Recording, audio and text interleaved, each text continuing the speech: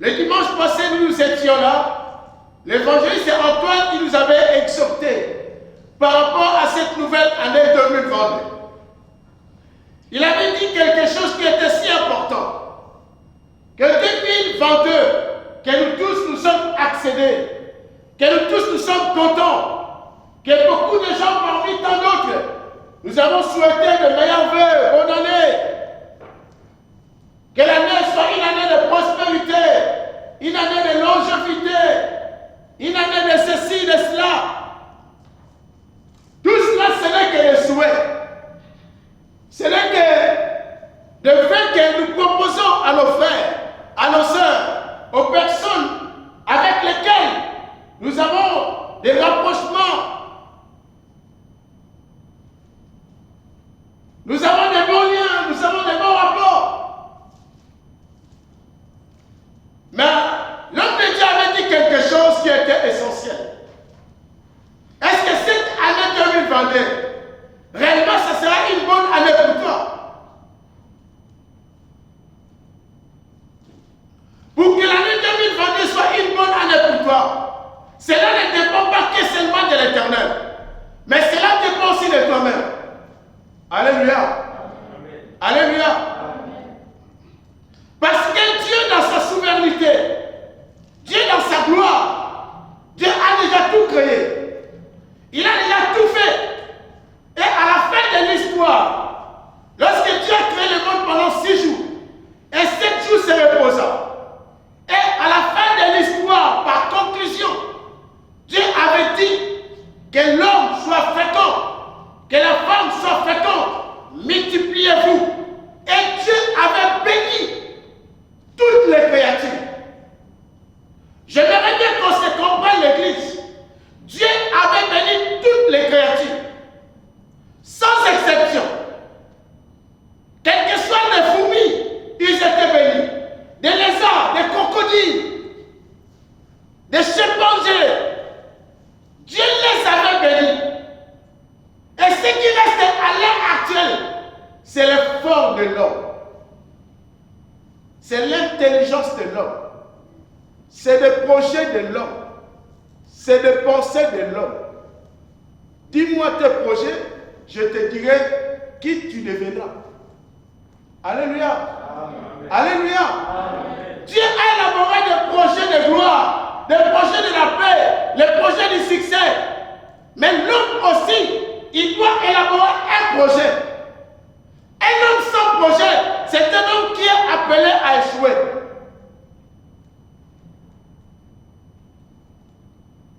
Ce n'est pas Dieu qui va déployer les anges du ciel tout en écrivant des projets pour faire X, pour faire Y. Mais Dieu t'a donné la tête et il a donné l'intelligence, les facultés de raisonner, les facultés de voir loin. Alors pour pouvoir réussir dans cette année, ce n'est pas aux anges, ce n'est pas à Dieu, c'est à toi-même, chrétien, tu es responsable. Alléluia. Alléluia. Amen. Alléluia. Amen. Souvent nous chrétiens, si nous traversons des moments d'échec, nous traversons des moments de durs labels, ce qu'on appelle des valabaka. Souvent nous avons tendance de recourir vers Dieu, avec des plaies, avec des gémissements, voire même nous avons une certaine dureté avec Dieu. Nous disons, si aujourd'hui je souffre, si aujourd'hui je traverse ces galères, c'est Dieu.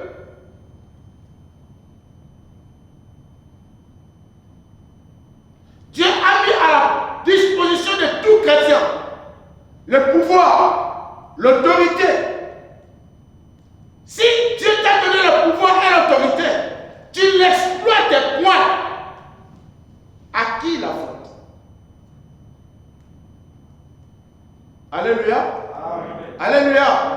C'est comme un enfant, on lui a donné cette télécommande. On lui dit voilà cet écran. Du moment où tu appuies sur le bouton vert, ça va s'allumer. Mais l'enfant, il a besoin de regarder Tom et Jerry, une série. Mais il ne sait pas où appuyer. Peut-on se permettre de dire c'est la faute aux parents? Non. Alléluia. Parce que les parents, ils ont fait leur devoir. De lui dire, voilà la télécommande. Voilà les boutons par lesquels que tu dois appuyer pour allumer l'écran. Voilà les boutons par lesquels tu dois naviguer pour défiler des chaînes. Mais l'enfant, peut-être à cause de la distraction, à cause qu'il n'était pas attentif, l'enfant, il a écouté, soi-disant écouté, mais il n'a pas maîtrisé la leçon. Et à la fin du moment, il a besoin de regarder une série. Il commence à tâtonner, appuyer là, appuyer là, appuyer là. Fin de compte, il n'y a rien qui se projette là. C'est vraisemblablement avec nous chrétiens. Du moment où l'écran, ça ne s'allume pas, au lieu d'assumer de dire, c'est ma faute, je n'ai pas stimulé la leçon, on dit, ah, c'est Dieu là. Il est menteur. Hein? C'est Dieu là. Il part souvent en voyage, du moment où j'ai besoin de lui. Mais laisse-moi te dire, mon ami, mon frère, tout malheur dans la vie de l'homme a une source. Et toute malédiction dans la vie de l'homme a une cause. Aujourd'hui, nous savons bien, en devenant enfants de Dieu, nous sommes plus sous la malédiction. Nous sommes plus sous le malheur. Parce que nous sommes sous la couverture divine. Mais pour bénéficier de la couverture divine, il faut réellement croire au Seigneur Jésus comme étant Seigneur et Sauveur. Alléluia. Si tu crois au Seigneur Jésus comme Seigneur et Sauveur, peu importe les magiciens, peu importe les sorciers, peu importe les gens de ce monde, ils n'auront pas la même mise sur ta vie. Parce que tu es sous le refuge de celui qui est le plus haut, le plus grand, le tout-puissant, le roi des rois. Mais nous devons comprendre une chose. Nous venons d'attendre que notre sœur vient de perdre son père. Une semaine passée, à bien nous venons d'enterrer notre grand frère Roberto. Mes amis, à chaque fois, nous attendons des hommes à qui nous avons travaillé ensemble, des hommes à qui nous avons fait route ensemble, des hommes à qui nous avons mangé ensemble. Et ces gens-là nous laissent. Ça doit nous interpeller. Moi, dans ma conscience, j'ai souvent dit, hormis de la mort, quelle est cette circonstance qui peut nous enseigner plus que la mort? Parce que la personne, tu le voyais manger, vêtu, rouler, marier, faire des enfants, travailler, payer ses factures. Et puis, au bout d'un certain temps, tu attends dire que M. X, M. Y, il s'est décédé, il ne plus. Je ne sais pas, ma soeur, mon frère, quelle leçon vous soutirez du moment où vous écoutiez X, Y, il ne plus. Aujourd'hui, c'est devenu une habitude. C'est devenu surtout tellement que, avec Covid, avec tant de maladies, Omicron, comme ça tue pas mal de gens, c'est devenu comme un sujet d'actualité, comme un sujet d'amusement. On dit, oh bon, il est mort, c'est fini, la vie continue. Mais souvent, moi je me pose la question, la personne qu'on était ensemble, il est parti, il est mort. Mais quelle est sa destinée? Parce que lui, il ne reviendra plus vers nous. C'est nous, nous irons vers lui. Alléluia. Nous devons se poser la question, la personne là, il était semblable comme nous. Moi, j'ai travaillé avec Roberto. J'ai travaillé dans la même entreprise avec ses grands frères. On rigolait avec ses grands frères. On faisait des aventures, des rigolades, des plaisanteries, des sens d'humour avec ses grands frères. Mais dernièrement, lorsque j'étais au travail, des grands frères tels que des papas et tant d'autres, ils m'ont dit, bien-aimé Antonio, les intensifs, dans la salle de réanimation. Bien aimés dans le Seigneur, la lutte pour les choses à l'heure actuelle. Nous tous, nous devons comprendre que nous devons racheter le temps. Nous devons racheter le temps. Car le temps est mauvais. Car les signes révélateurs sont mauvais. Toutes les promesses que Dieu nous avait dites, ça se réalise, ça s'accomplisse. Qu'entends-tu, ma soeur? Qu'entends-tu, mon frère? Pour mettre ta vie en ordre avec Dieu. On se discutait avec les grands frères. On se discutait, on disait, la mort dans l'ancien temps, la mort, ça s'annonçait. La mort, ça s'annonçait. Comment? Vous allez voir quelqu'un, il a la grippe. Il va aller chez le médecin se soigner. Peut-être la personne, il ne se guérit pas. Ça va exister. Ça va donner d'autres types de pathologies, d'autres types de maladies. Du moment où vous soignez la personne et il ne se guérit pas, par la suite, vous allez se faire l'idée. La personne là, peut-être, par rapport à l'âge, par rapport à la maladie, il va finir à mourir. Mais aujourd'hui, la personne que vous êtes aujourd'hui, vous avez mangé au restaurant, mais demain on t'apprend, il n'est plus là.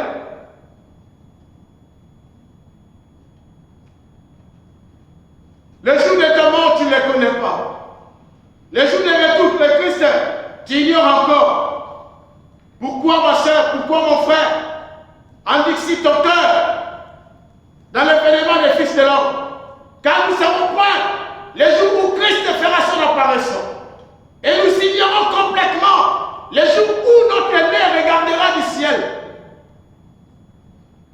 Les gens qui nous ont quittés, ils n'étaient pas semblables comme nous. Les gens qui nous ont quittés, ils n'ont pas mangé comme nous. Les gens qui nous ont quittés, ils n'ont pas porté des t-shirts, des vestes comme nous. Mais aujourd'hui, ils ne sont plus là. Peut-être nos parents, peut-être nos maris, peut-être nos enfants. À quand nous allons soutirer les leçons? L'Église. Aujourd'hui, nous allons parler d'un thème. Combat les bons combats tout en gardant la foi. Combat les bons combats tout en gardant la foi.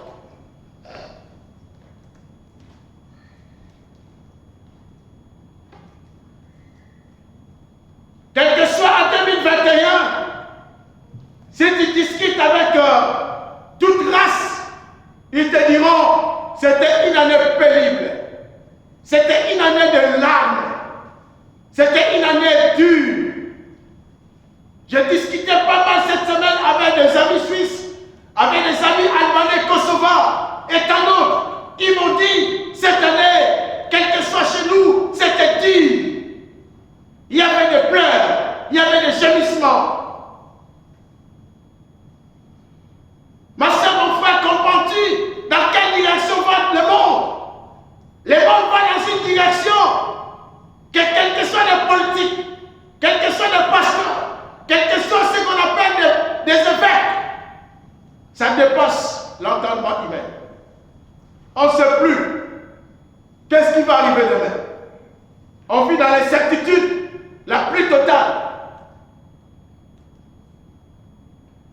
Dans les familles, on se pose des questions. Vous prenez le vaccin, vous n'allez pas prendre le vaccin. Quels que sont nous les parents?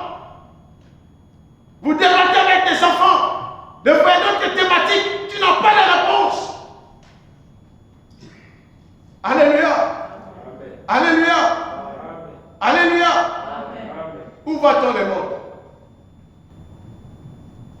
Aujourd'hui, si tu fais les statistiques, tu demandes 10 personnes. Tu dis, veux-tu continuer à vivre dans ce monde?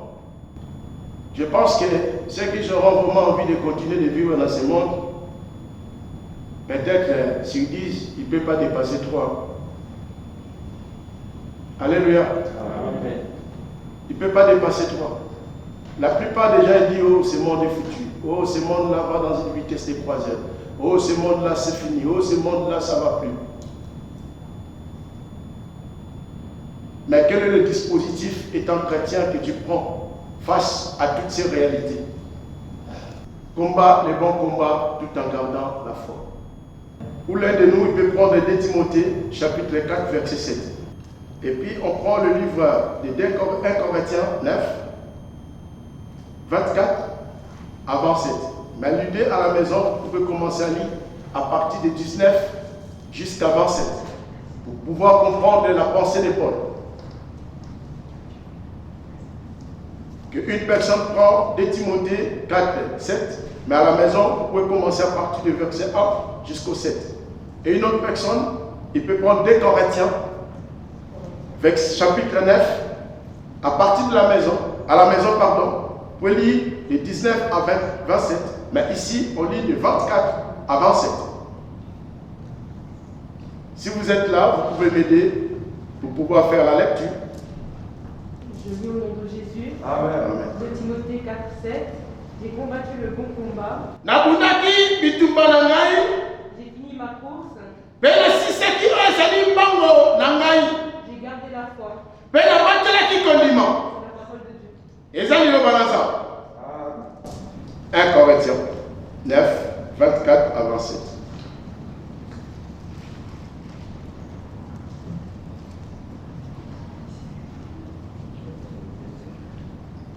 Corinthiens. 1 Corinthiens, chapitre 9, 24 à 27. La Bible dit ceci. Vous savez sûrement que les coureurs dans les stades courent tous. Oui, madame Koleka, bato bakima kambangu na le stade bakima bango nyoso nzela moko.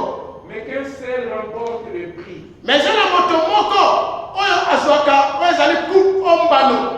Courez donc de manière à remporter le prix. Bokima na lolenge ete pe bakoso oyo ezali coupe auto récompense.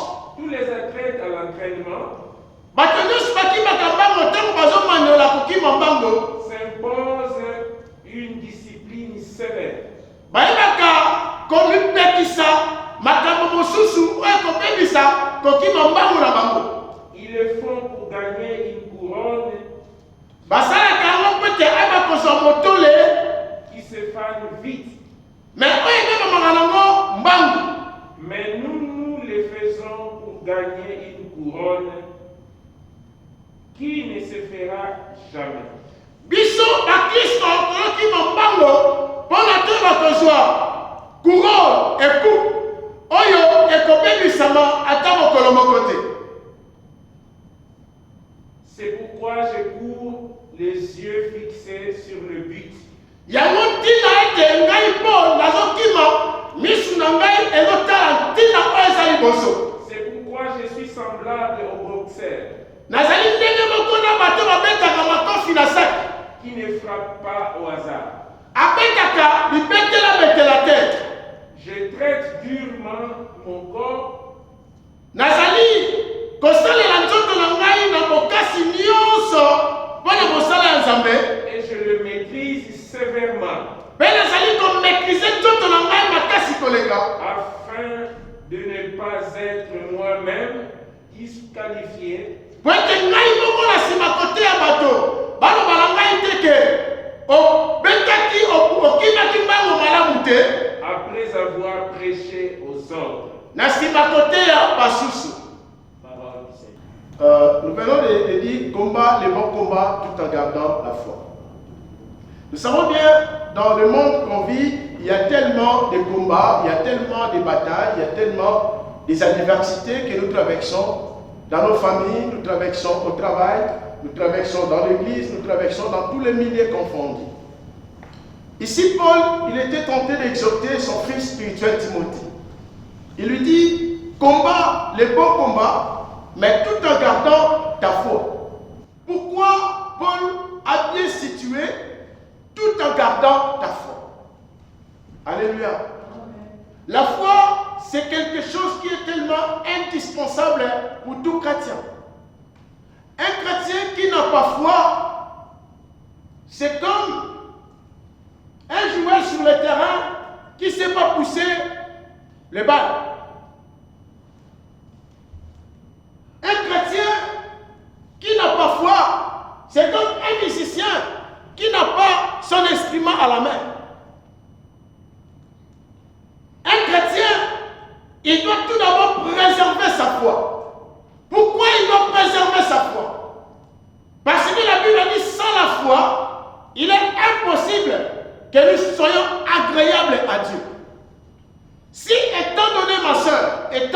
mon frère, étant donné jeune que tu es, si nous semblons être agréables à Dieu, ce n'est pas à cause de notre habillement, ce n'est pas à cause de notre attitude, ce n'est pas à cause que nous venons chaque dimanche à l'église, mais si nous sommes agréables à Dieu, c'est à cause des œuvres de ta foi. Alléluia.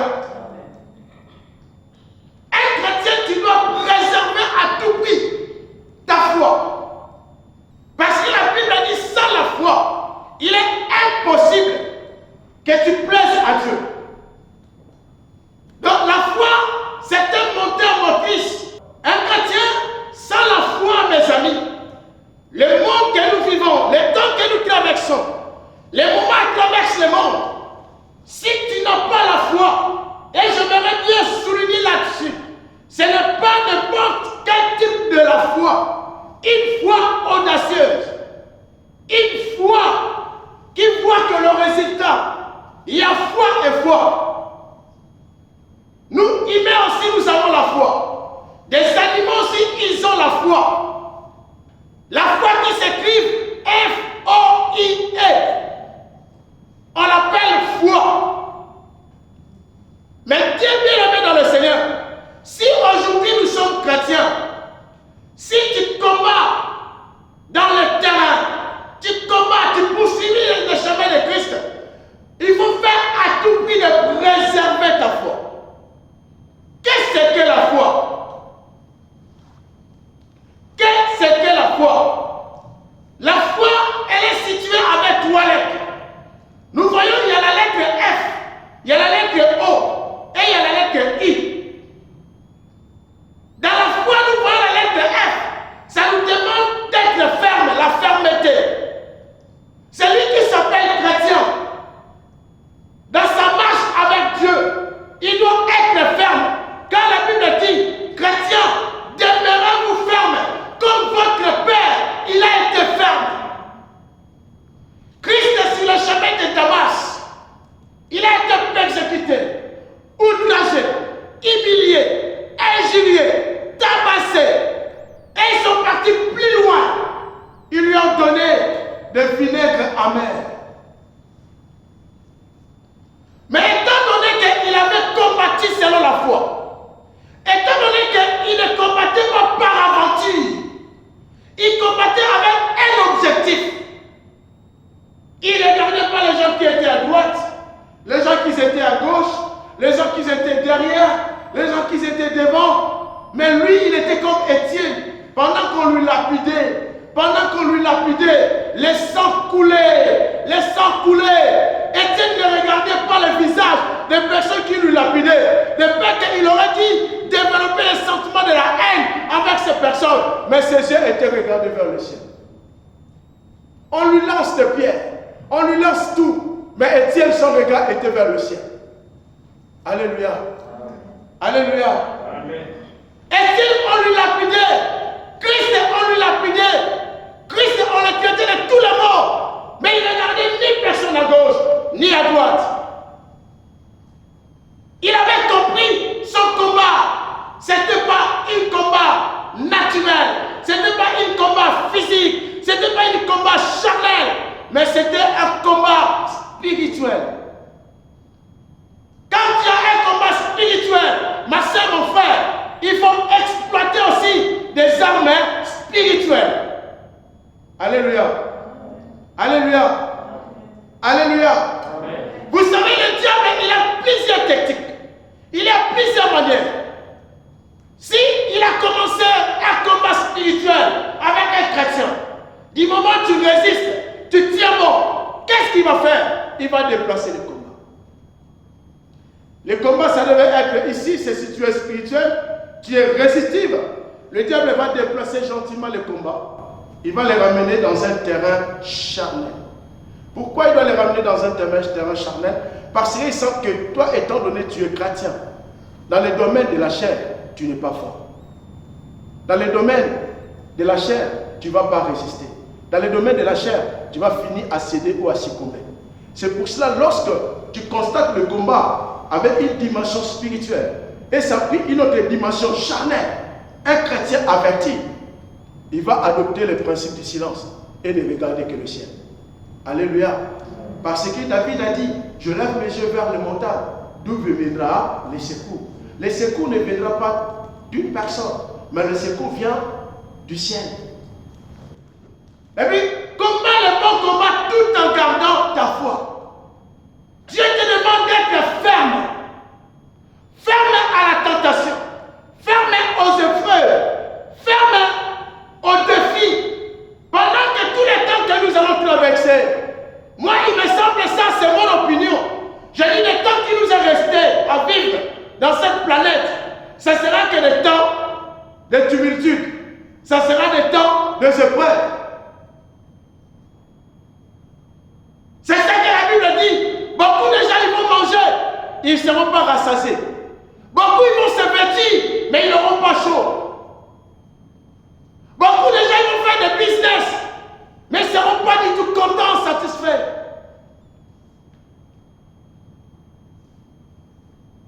Mais pour pouvoir être toujours la tête en haut, il faut tout d'abord préserver ta foi. Préserver ta foi. Être ferme. Dans la foi, il y a aussi une lettre O que la Bible nous dit, l'obéissance. L'obéissance vaut mieux que le sacrifice. Mais aujourd'hui, ce que Dieu veut de toi dans cette nouvelle année, que tu sois un chrétien obéissant à ses recommandements, obéissant à ses préceptes, obéissant. Parce que du moment où nous serons obéissants dans l'ordonnance du Seigneur, c'est par là que nous allons vivre toutes les promesses de Dieu.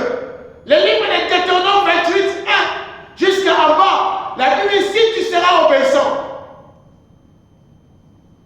je bénirai ton départ et ton arrivée. Si tu seras obéissant, je te donnerai la supériorité de la nation. Si tu seras obéissant, tu seras la tête, non que la queue. Mais tout cela, ça peut que s'accomplir du moment où tu es obéissant envers ton Dieu. Combat le bon combat, mais tout en gardant ta foi. La lettre I, c'est l'intégrité. Nous savons bien que Job, avec toutes les richesses qu'il possédait, la gloire, la richesse, des enfants, soudainement, Job, on lui apprendra que tous tes enfants sont morts. Tous tes bétails sont morts. Quelqu'un qui avait une dignité, il est devenu un citoyen quotidien. Quelqu'un qui avait le pouvoir, il est devenu comme monsieur de tout le monde. Quelqu'un qui avait la considération de sa nation, personne lui regardait, lui fixait le regard. Bien aimé, ça fait mal. Et la femme de Job, il est venu vers Job, il a dit, mais Job, est-ce que, crois-tu que tu es encore normal? Peut-être c'est toi qui es la source de ces malheurs. Les enfants qu'on a engendrés nous deux sont morts. Les bétails, qui est la source de notre richesse, sont morts. Et toi-même, ton état sanitaire, Job, il y a la maladie de l'Icerne, il y a l'eau qui sort de ta peau. Et toi, Job, tu continues toujours à fixer ton regard vers le Seigneur. Es-tu normal? Il a dit quelque chose des chrétiens. Mais ta dimension de la chrétienté, ça commence à dépasser moi-même le Saint-Esprit. Tu as tout perdu. Tu n'as plus de la valeur. Tu n'as plus de considération. Job a regardé sa femme. Il a dit, si Dieu il s'est donné, Dieu il s'est aussi retiré. Alléluia. Alléluia. Alléluia.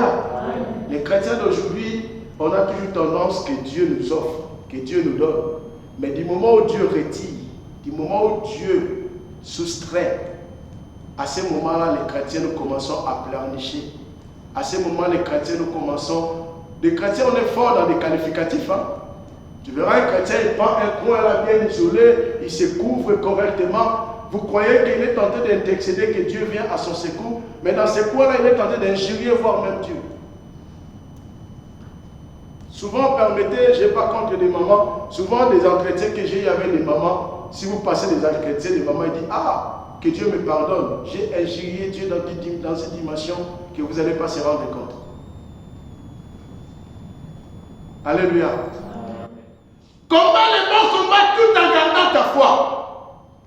La foi, c'est une ferme assurance, une démonstration de choses que tu n'as pas encore vues, tu n'as pas encore obtenues, mais tu as l'assurance, tu as l'espoir que la chose que j'espère, que la chose que je compte obtenir, je vois, j'ai la fermeté, je finirai à l'obtenir.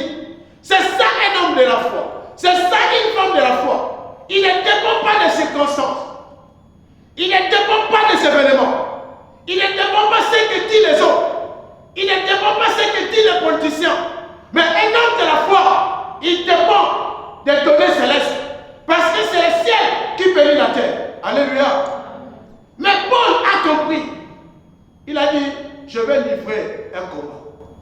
Mais pour pouvoir remporter dans ce combat, la chose qui est primordiale, je dois garder ma foi. Mais beaucoup nous combattons. Quelqu'un, il combat. Du moment où il n'obtient pas la chose, à temps espéré, il dit, oh, c'est Dieu-là. À chaque fois que des promesses bidons, des promesses qui ne se réalisent pas. Jusqu'à quand moi, je veux obtenir la grâce de Dieu, je veux obtenir la miséricorde de Dieu. Beaucoup de chrétiens sont devenus comme Jérémie, le prophète. Jérémie, le prophète, il a prophétisé de grandes choses en Israël. Dieu a opéré des merveilles. Dieu a opéré de grandes choses. Mais du moment où le malheur a été la vie de Jérémie, Jérémie a commencé à pleurer. Il a dit, Seigneur, pourquoi ma souffrance est-elle continuelle? Pourquoi ma pleure est-elle douloureuse? Attendez la parole de Jérémie. Jérémie a dit au Seigneur, serait-il pour moi une source trompeuse dans ma vie? C'est ça la plupart des gens que nous disons. Du moment où tu traverses la souffrance, du moment où tu as perdu un proche, une personne que tu aimes autant, tu diras, Seigneur, tu es une source trompeuse, Seigneur, pourquoi tu étais parti en voyage? Mais un homme de la foi, c'est un homme qui marche selon le principe. Un homme de la foi, il ne combat pas au hasard, mais il combat selon le règle de jeu. Alléluia. Alléluia. Je vais t'interpeller, ma soeur, mon frère. Pourquoi tu peux te permettre à combattre selon les règles de jeu? Parce que la Bible dit, malheur à vous. La Bible a bien commencé. Malheur à vous. Dieu a bien prononcé. Malheur à vous, les habitants de la terre. Car le diable est descendu avec une grande colère. J'aimerais interpeller une âme dans cette salle. Le diable, il n'est pas descendu avec un gâteau plein de cerises, un plateau plein d'argent. Il n'est pas descendu avec un gâteau avec plein de souris. Ma soeur, mon frère, j'aimerais te dire, si lui-même, le Père Créateur, le Dieu Tout-Puissant, il nous a averti de dire malheur. Il a commencé par malheur, pas bonheur, malheur. Il a dit malheur à vous les habitants de la terre. Le diable est descendu avec une grande colère dans le but de détruire. C'est pour ça que étant donné nous sommes chrétiens, nous devons combattre selon les règles de jeu. Premier principe que je vais partager avec vous. Peut-être on peut partager que 2 ou 3 principes. Un chrétien qui combat selon les règles de Dieu. Comment doit être son attitude? Comment il doit se combattre? Parce qu'aujourd'hui, beaucoup de gens, ils se croient être combattants. Beaucoup de gens disent, je combats le diable. Ma soeur, mon frère, sans l'appui de Dieu, sans la grâce de Dieu, aucun individu sur la terre, il peut se mettre devant le diable et combattre et vaincre. Alléluia. Alléluia. Alléluia. Sans l'appui de Dieu, sans l'assistance divine, aucun individu il peut se mettre devant le diable, combattre et vaincre. Parce que le diable, aujourd'hui les chrétiens, nous nous amusons avec le mot le diable, l'ennemi. Il y a tellement pas mal de significations. Il a un royaume bien structuré, bien organisé, des démons. Moi, une fois je lisais un livre, vous savez, chaque chrétien, il a un démon qui lui surveille. Chaque chrétien, petit, grand, chaque chrétien, il a un démon, je dis un démon, qui te surveille tel mouvement à tout ce que tu fais. Les royaumes de la démonologie sont tellement spirituels, bien organisés. Voire même nous les chrétiens, on n'est pas trop spirituels, trop bien organisés. Et lorsqu'il se là, il se livre une bataille, un combat, et il ne lâche pas, et il ne recule pas. Mais nous, chrétiens, si on se met à prier aujourd'hui, demain tu ne pries pas. Si on se met à combattre aujourd'hui, demain tu lâches la prise.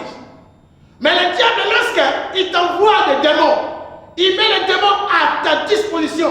Ces démons-là sont obéissants. Chaque jour, ils sont là présents. Tu les chasses le matin, à midi, il revient. Tu les chasses à midi, le soir, il est là. Et il exécute les ordres donnés par leur maître. Mais nous, chrétiens, nous sommes dans un royaume, permettez, désordonné. La plupart des désobéissants, la plupart, chacun fait de sa manière. C'est pour cela que les chrétiens du XXIe siècle, nous plairons beaucoup. Nous combattons beaucoup. Nous gênons beaucoup. Mais sur le plan résultat, qu'il y a moins de satisfaction. Nous allons comprendre. Paul a dit, combat le bon combat, mais tout en gardant la foi, dans le but de recevoir le couronne qui est devant. Et Paul a dit, je ne combats pas par aventure. Je combats selon les règles légères. Ma soeur, lorsque toi tu combats le diable, est-ce que tu combats selon les règles légères? Nous allons arriver à un principe qui est tellement important. Et moi-même, ça m'a édifié. Comment toi tu combats le diable? Premier principe, je vais parler du principe de discernement et le principe du silence. Pour le temps. Bien aimé, tu ne peux pas combattre le diable si tu n'as pas le sens de discernement. Si tu n'as pas le principe du silence. La Bible a dit, garde le silence. Moi, l'Éternel, je combattrai pour vous. Mais vous devez comprendre une chose, l'Église. Un chrétien, lorsque tu combats le diable, tu ne peux pas être un chrétien qui a facilement le sens de monologuer. Je vais donner un exemple de Saoul et David. Saoul, il était un roi d'Israël, choisi par le peuple de Dieu. Il n'était pas choisi par Dieu. C'est les gens, ils ont dit, par rapport à notre royaume, nous voudrons à tout prix que ces gars, ces messieurs qui nous gouvernent, qui nous dirigent. Il a pris le royaume. Il a pris la royauté. Il a commencé à les soumettre dans des difficultés. Les enfants d'Israël, ils ont commencé à pleurer, gémir. Ils ont dit, mais Seigneur, comment ce roi, il est en train de nous emmerder. Ce roi, il est en train de nous soumettre à l'esclavagisme, ainsi de suite. Dieu, il est juste. Il a dit, qui c'est qui a choisi ce roi? Alléluia. Et qui c'est qui a choisi ce roi? N'est-ce pas, c'est vous? Dieu, dans sa souveraineté, il a placé David à la place de Saoul. Je vais un peu trop vite. C'est là où nous allons comprendre le principe de discernement et le principe du silence. Ça va t'aider à rapporter le bataille, à rapporter la victoire lorsque tu combats contre tes ennemis. Lorsque le combat t'arrive, comment tu peux vaincre? Saoul, lui, il ne savait pas que David, il était un roi venant de Dieu. Lui, par contre, il était un roi venant du monde, venant des hommes. D'un coup, la jalousie a commencé à bouillonner dans le cœur de Saoul. Qu'est-ce qu'il a élaboré comme plan machiavélique, un plan mystique. Il a commencé à suivre David. Partout David, il allait. Saoul le suivait. Il pose son pied ici, du moment où Saoul, David, il enlève son pied pour mettre là-bas, Saoul, il le remplace là. Il le suivait partout. Pas dans le but d'être un bon regard, dans le but de le tuer. Le cœur de l'homme. Mais Saoul, David, il n'était pas ignorant. Il savait que Saoul, il le poursuivait partout. Il suivait ses traces. Mais David, il combattait selon les règles de Dieu. Il n'a pas revendiqué. Il n'a pas dit un mot à Saoul. Pourquoi tu me suis partout? Pourquoi tu suis mes traces? Il était calme et silencieux. Alléluia. Alléluia. Amen. Mais aujourd'hui, les chrétiens d'aujourd'hui, si chrétiens, quelqu'un te suit, tes traces partout. Première des réactions, tu tournes les regards, tu dis, dis comment on y est là partout. Alléluia. Mais Saoul, David, il était prudent. Il a compris, il doit garder calme, tranquillité. Dieu va combattre à sa faveur. S'il va à Biel, Saoul, il remplace à Biel. Il va à Nidao, Saoul, il est su à Nidao. Il ne suit pas personnellement avec toute une armée. Toute une armée. Mais le silence de David a fait en sorte que David a triomphé de victoire. La jalousie de Saoul a fait que Saoul, il progressait d'échec en échec. La fin de l'histoire, David, il a arrêté Saoul comme ça, à la main. Et Saoul, il a commencé à chanter, il a dit, oh, ton Dieu est grand, oh, ton Dieu est puissant, oh, ton Dieu est ceci. Mais David, il avait le sens de discernement, il a dit, non, ce gars a envie qu'il suive mes traces, ce gars a envie qu'il me tende des pièges. Je ne peux pas discuter avec lui, je ne peux pas non plus se chamailler avec lui. Le principe que je dois exploiter pour mieux les combattre, c'est garder le silence et garder le sens de discernement. Il a compris la personne, il a compris sa manière d'agir, sa manière de nous combattre et il a gardé le silence. Des fois, nous avons l'impression comme si que être silencieux, c'est être un bon arrière. Celui qui est silencieux, il est plus fort que celui qui parle. Alléluia. Alléluia. Alléluia. Amen. Je vais vous donner un exemple simple à comprendre. Aujourd'hui, il y a des voitures électriques. Il y a des voitures électriques. À l'heure actuelle, nous tous nous roulons peut-être avec des voitures à essence. Si tu roules avec la voiture à essence, tu passes là, tu vas entendre le bruit, les sons du moteur. Brum, brum, brum, brum. Mais lorsque la voiture électrique passe là, tu entends les sons du moteur. On n'attend pas. Parce que c'est une voiture qui est performante. C'est une voiture de haute gamme. C'est une voiture qui est récente. Dieu te demande, il faut être aussi comme une voiture électrique. Il y a des circonstances des fois dans ta vie. Apprendre à rester calme et silencieux. Et Dieu combattra pour toi. Alléluia. Amen. Alléluia. Amen. Alléluia. Amen. Combat les bons combats tout en gardant la foi. Deuxième principe. Le principe de s'abstenir au plaisir et aux passions. Paul a bien dit quelque chose qui est important. Il a dit, tout le monde qui court dans le terrain, il a dit, ils courent tous en même temps. Mais tous n'arrivent pas sur la ligne d'arrivée. Et Paul a dit, je m'abstiens pour pouvoir obtenir les couronnes. Papa César bien lit. Les couronnes éphémères, donc c'est-à-dire une couronne de courte durée. Vous savez, la plupart des choses que nous courons dans ce monde, des voitures, des habits, des maisons, tous ces biens-là, ce sont des biens de courte durée. Vous êtes d'accord avec moi? Donc ce sont des biens de courte durée. Mais Paul, il est tenté de nous exhorter, frères et sœurs, pour pouvoir obtenir les couronnes de la vie, les couronnes du succès, les couronnes de la vie éternelle qui est en Jésus-Christ. Tu dois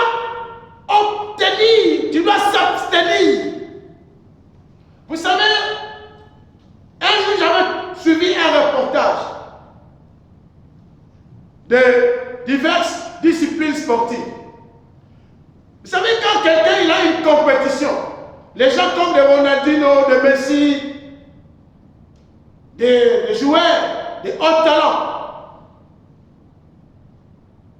ils ont des disciplines à se soumettre.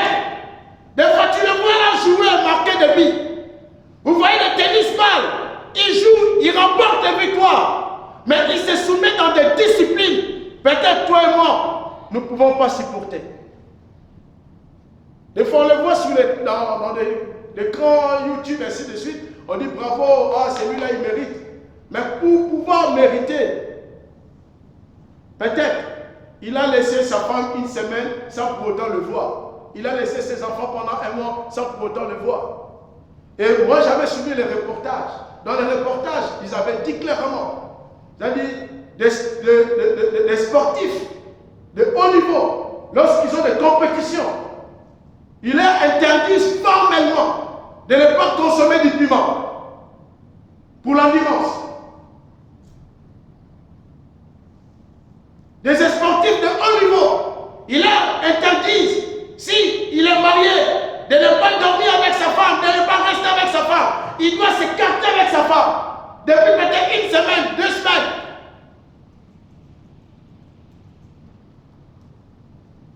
Bien aimé, tu ne peux pas combattre et remporter la victoire si tu n'arrives pas à se discipliner toi-même.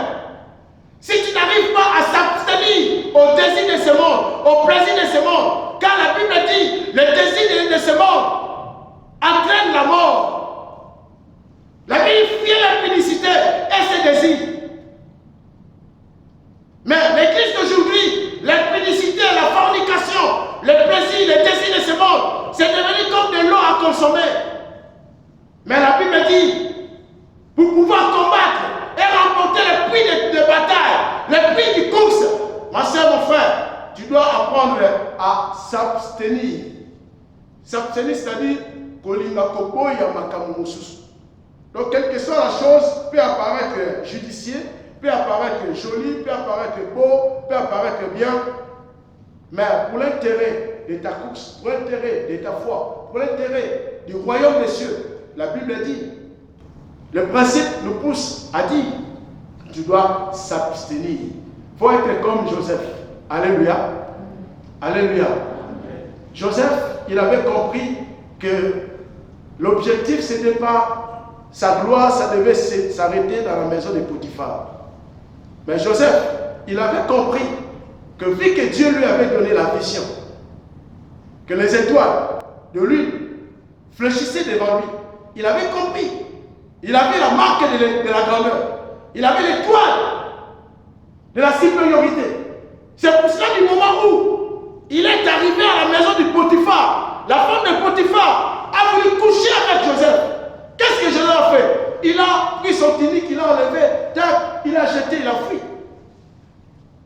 Mais aujourd'hui, les chrétiens ne fuient jamais. Les chrétiens ne fuient jamais maintenant. Les chrétiens, c'est devenu un moment de contentement. Voir même les chrétiens, comme Kosenga, est-ce que vidéo nous continue de la réalité là-dedans? Alléluia. Alléluia. Amen. Alléluia. Amen. S'abstenir, fuir. Par là, nous allons combattre et nous allons vaincre. Et dernier point, je vais m'arrêter là. Je vais dire à une personne, on ne combat pas le diable par ses propres armes. On ne combat pas le diable par ses propres armes. Les chrétiens aujourd'hui, nous combattons le diable, mais par ses propres armes. C'est la raison pour laquelle nous échouons. On ne combat pas le diable par ses propres armes, mes amis. Aujourd'hui, si tu veux vexer, tu veux vaincre, tu veux remporter le prix de la victoire, comme Paul a dit, pour aller toucher les couronnes qui est devant toi, les couronnes de la vie, les couronnes que personne ne va te ravir. Ma soeur, mon frère, il faudrait bien combattre le diable selon le principe divin. Ça va le principe de Dieu. Ça va le principe de l'amour, le principe de la paix, le principe de la joie, le principe de la patience, le principe de la bonté, le principe d'humilité, le principe de la simplicité. Par là, lorsque tu vas livrer un combat avec l'ennemi, bien aimé, peu importe qu'il doit être géant, puissant, l'ennemi là, il va fléchir les genoux. Mais du moment où toi tu combats le diable, tu as de la haine, tu as de la méfiance, tu as des armes dans ton cœur, dans ton âme, dans ton esprit, que tu es conscient que ces armes appartiennent à l'ennemi, le diable. Et toi-même, tu prends aussi l'audace de dire au nom de Jésus, au nom de Jésus. Des fois, le diable, il est gentil, il nous regarde, il dit, mais s'il fuit dans ton cœur, il dit, mais celui-là, il a de la haine à Messie Y. Le diable, des fois, il est gentil. Moi, je dis souvent, si moi je suis le diable, des personnes à exterminer, c'est surtout d'abord des soi-disant chrétiens. Parce que la personne, il est conscient que il a des sémences de l'ennemi dans son âme, dans son esprit. Mais tu oses aussi dire, le diable est que tu sors. Est-ce que vous avez déjà lu une fois dans le livre de l'Évangile, il y avait des enfants d'Esther. Et ils croyaient être remplis du Saint-Esprit. Mais ils ne l'étaient pas. Lorsqu'ils ont vu Paul chasser des démons, eux ils ont dit, nous aussi on peut se permettre de chasser des démons. Ils ont commencé à chasser des démons. Par le nom, pas le nom de Jésus, le nom que sert Paul. Qu'est-ce que le diable a dit? Le diable il parle mieux que les anges. Le diable a dit, je connais Paul, je connais Jésus-Christ. Et vous, qui êtes-vous?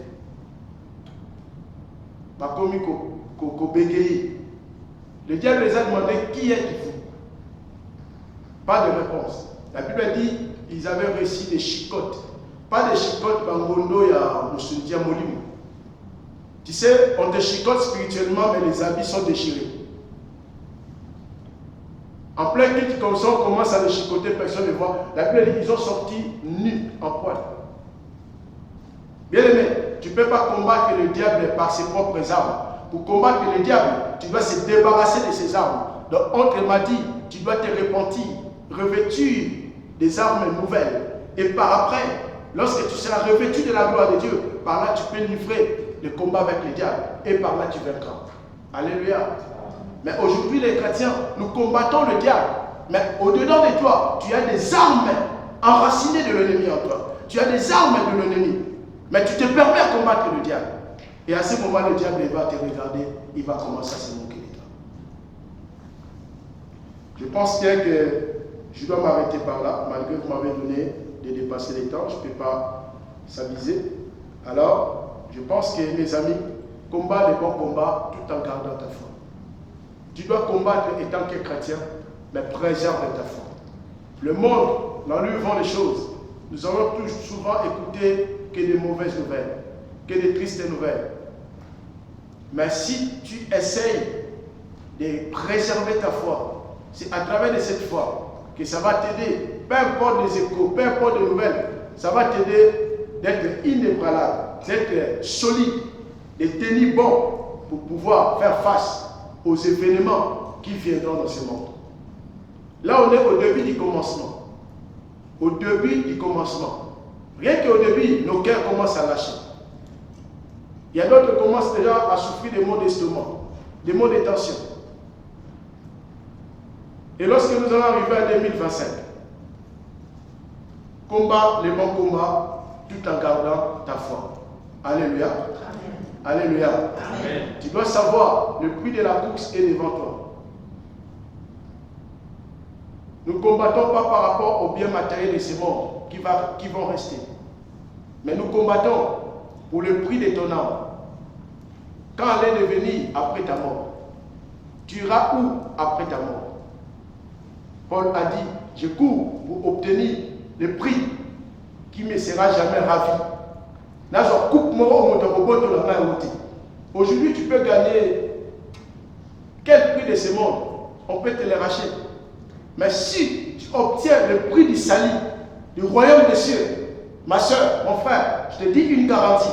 Peu personne dans le ciel, sur la terre, il peut se permettre de ôter ses prix. C'est le prix que Dieu avait dit, il avait donné à Lazare. Il avait dit, Lazare, bon serviteur, repose-toi en paix. Que Dieu vous bénisse, que Dieu bénisse sa parole. Combat le bon combat, tout en gardant ta foi. Ta foi a du prix, a de l'importance aux yeux de l'Éternel. Et ne combat pas comme tout le monde. Il faut combattre selon les règles de Dieu. Tu peux être un bon chrétien, un pratiquant. Mais si tu ne combats pas selon les règles de Dieu, tu risqueras de perdre. Un exemple, des boxeurs sur le ring.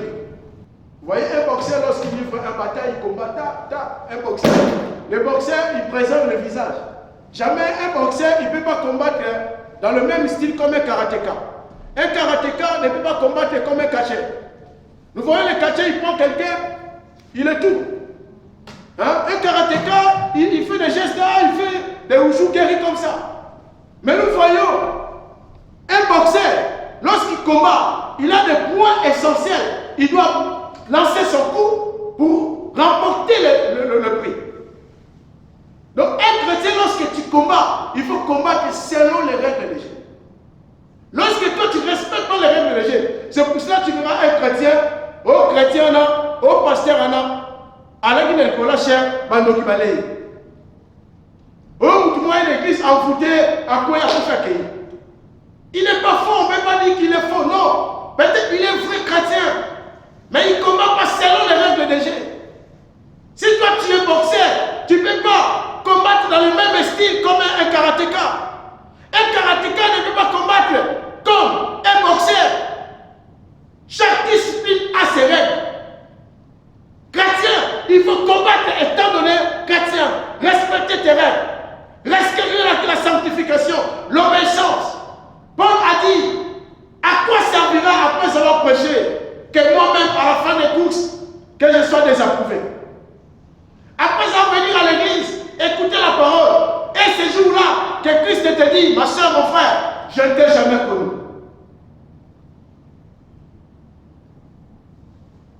Combattons pour pouvoir obtenir le prix de la course que personne ne va nous l'ôter. Alléluia. Alléluia. Alléluia. Que Dieu vous bénisse, que Dieu bénisse sa parole et votre vie.